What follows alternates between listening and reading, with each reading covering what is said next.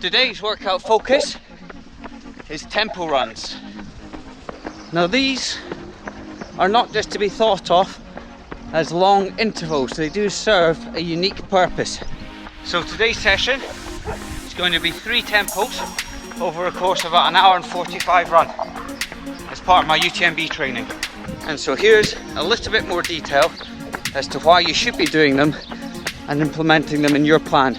But first off, I've got to get to the spot where I'm going to be competing them and get a decent warm up in. And it's really important that you introduce some drills, some dynamic stretches ahead of any higher intensity workouts.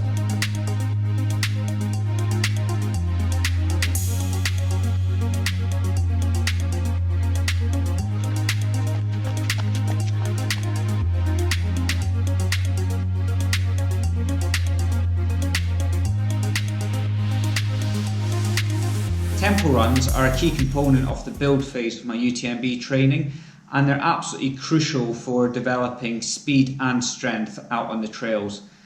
Some of the key features of them are the duration and also the rest periods, as well as the intensity that they should be done at.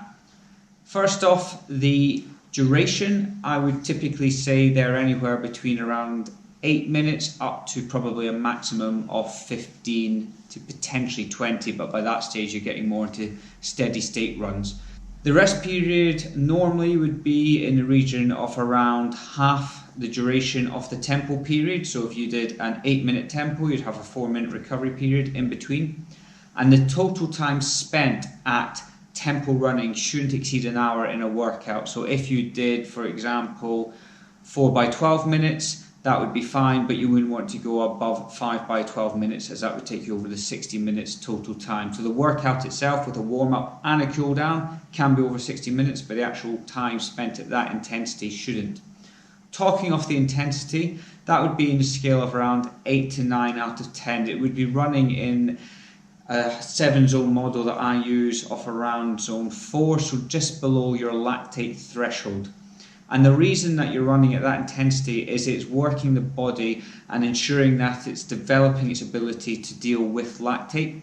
Lactate threshold is that point when your body starts producing more lactate than it's able to clear. So by working it just below that intensity, by the end you might be creeping over into zone 5, just above lactate threshold, but ultimately be working around heart rate zone 4, just below lactate threshold, sub-lactate threshold, and that will really help the body develop its ability to clear the lactate from your system when you get into race mode.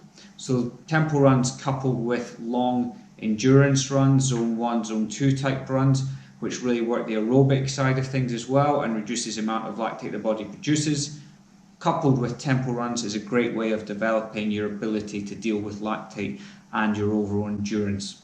When I say an RPE of 8 or 9 out of 10, that is in relation to the duration of the tempo run and not in terms of 10 out of 10 being a flat out sprint, because obviously if you're doing say a 10-minute tempo, 10 out of 10 would be the maximum time that you could run that 10-minute tempo at the maximum speed, whereas then 8 or 9 would be running 80-90% of that intensity as in terms of a perceived exertion of that, so that's just something to note there. They also shouldn't be thought of as just long intervals. They're not working the VO2 max system, for example, but it's more about introducing a little bit of speed endurance and I say really targeting that sub-lactate threshold level to develop the body's ability to utilize the lactate that it's developing. In terms of building into a training plan, I typically will make it more specific as the race goes on. So for myself, for UTMB, I did the shorter stuff, the run intervals, which you may have seen in another video. I'll put a link to that one up there. At the start in the preparation phase, now I'm in the build phase, it's working on the tempo runs.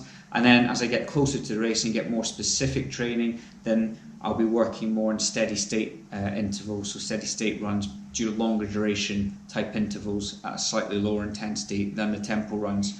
So that's how I build them into my training plans. That's the tempo session done. So now just a nice easy cool down, bring the heart rate down slowly. I hope you've enjoyed this video. If you have, please make sure you subscribe to the channel. Do you use tempo runs? I'd love to hear how you get on with them. Please leave a comment down below. Also make sure you follow me on Instagram and Twitter. A link to those are down below as well. And if you've enjoyed this video, please give it a thumbs up. I'll see you next time.